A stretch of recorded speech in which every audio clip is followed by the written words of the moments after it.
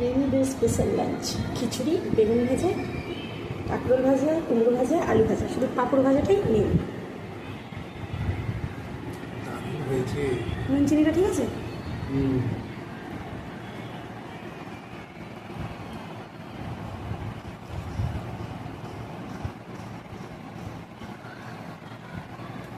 চামচ দিলে ভালো হতো নাকি? না, বাঙালির খাওয়া হাত দিয়েই ঠিক আছে, বাঙালির সেই টেস্টটা হয় না।